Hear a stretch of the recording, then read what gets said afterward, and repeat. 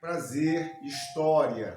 Nesse vídeo nós vamos falar um pouquinho sobre a população negra do Brasil no período republicano. A República, assim, a nível estrutural, ela vai herdar muitas coisas do Império que, por sua vez, herdara do Brasil colônia, também a estrutura. Como assim? A gente vai manter a sociedade rural, é a primeira característica. Grande parte da população brasileira ainda era rural, acima de 70% morava no campo ou em cidades com menos de 2.000 habitantes. Uma outra característica, o Brasil ainda era agroexportador. Isso é uma característica herdada desde os tempos do Brasil colônia. E a terceira característica que nós vamos manter é a nossa política de oligarquias do poder. O que são oligarquias? Oligarquia é quando um pequeno grupo de pessoas cujos interesses econômicos e cuja mentalidade cultural é semelhante, formando assim uma espécie de clubezinho do poder. E essas pessoas governavam o Brasil durante a colônia, eram as pessoas que realmente influenciavam os governadores gerais. Essas pessoas ficaram juntas com a realeza durante o Brasil Império e agora essas pessoas assumem o governo no Brasil República. Então é uma tríade, né? Um tripé que sustentou o Brasil desde a colônia. O latifúndio, a mão de obra barata que era explorada nesse latifúndio e a agroexportação. Uma grande dependência econômica da agroexportação. Aliás, essa dependência econômica da agroexportação é uma coisa que se verifica até hoje, 200 anos depois do Brasil independente. E nesse contexto, o negro na República, agora, já depois de abolida a escravidão, o negro continua recebendo o mesmo tratamento que recebera durante o Brasil colônia e durante o Brasil monarquia, durante o primeiro e segundo reinados. Lá na monarquia, lá na colônia, o negro era escravo no Brasil. Durante a monarquia, o negro era escravo no Brasil. Agora, na República, o negro já não é mais escravo. No finalzinho da monarquia, um ano antes da monarquia acabar, a escravidão foi abolida. Muito bem. Então, qual é a similitude que tem, então, no papel do negro? O que tem de parecido no papel do negro entre o período republicano e o período anterior, que era a monarquia? Na República, o negro continuou recebendo as mesmas coisas que recebia durante a monarquia e durante a colônia. Ou seja, nada.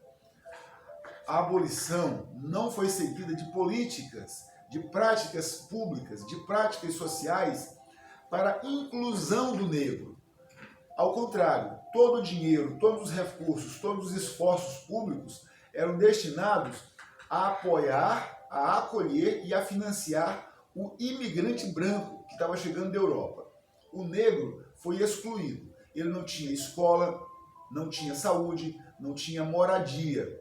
Muitos negros, após a abolição, continuaram morando nas fazendas, em serviços degradantes, ajudando como ajudantes dos imigrantes que chegaram, dos seus próprios senhores, a troco apenas de moradia e comida.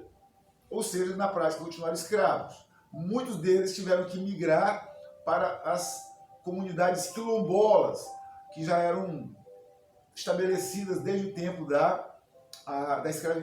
Império, desde que foi abolida a escravidão no Brasil. Já existiam os quilombos, então muitos foram para os quilombos.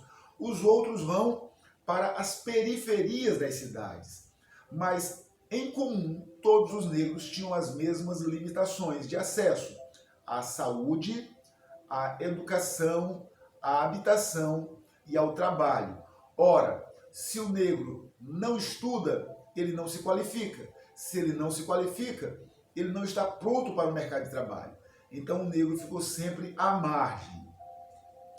E isso ficou muito esclarecido, muito claro, durante toda a República, especialmente a chamada Primeira República.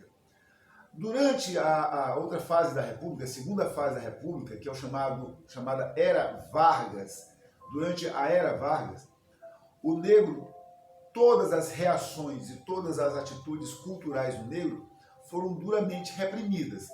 Por exemplo, os terreiros, os quintais, os centros de religião afro foram proibidas no Brasil da Era Vargas. A prática de esportes tipicamente negros, como a capoeira, foi proibida, foi criminalizada. O uso de ervas que eram típicas dos negros foi criminalizado. Então tudo isso aponta para um processo de segregação. Por isso vai surgir no Brasil uma figura estatística, uma ficção estatística que é muito incomum, muito rara no mundo inteiro. Eu acredito que só no Brasil existe essa figura, que é a história do pardo. O que é o pardo? É aquela pessoa que não é branca porque sua pele é escura, mas ela não se reconhece como negro porque ela gostaria de ser branca, já que ela tem um avô, um pai, alguém da família de outra racialidade e a pele dele é um pouquinho mais clara do que a do negro. Então ele se autodeclara pardo. E isso vai se perpetuar por toda a República do Brasil.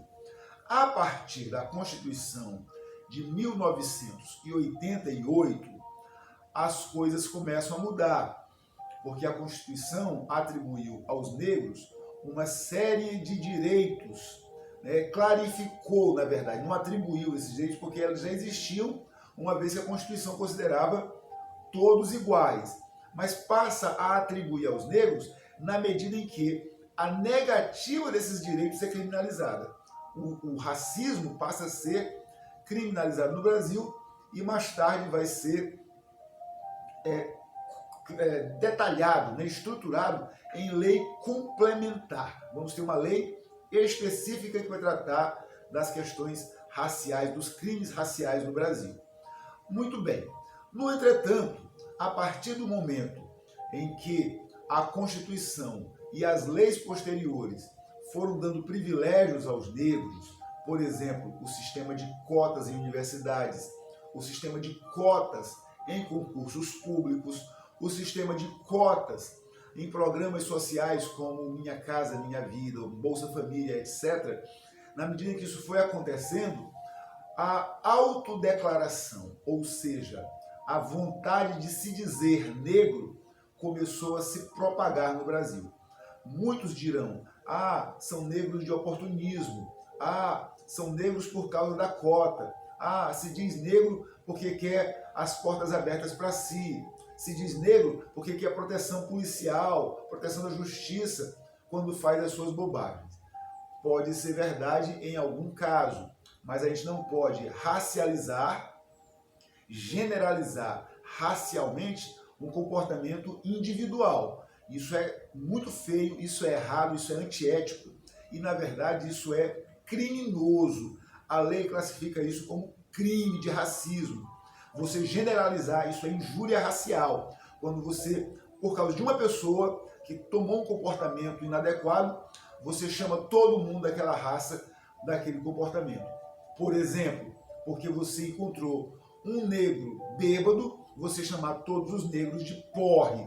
Você encontrou uma mulher loira que pratica prostituição, você chamar todas as loiras de prostitutas. Isso é errado, isso é injúria racial, isso é crime pungível, com cadeia no Brasil. E é inafiançável.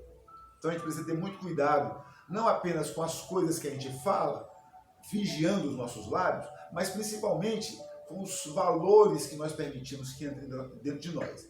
Então, na verdade, a partir da Constituição de 88, o negro passa a se sentir, sim, muito mais à vontade para se autodenominar negro. Ao lado disso, durante alguns governos que a gente teve recentemente, a gente teve assim a implantação de políticas de afirmação racial, como disse anteriormente, políticas de cota nas universidades, cotas em concursos públicos, cotas em programas sociais. Então isso vai dar um conforto para o negro se autodeclarar negro. Por isso, as estatísticas vêm crescendo no Brasil com o número de negros e vem diminuindo no Brasil com o número de pardos. Isso é explicado porque os negros estão se reconhecendo como negros.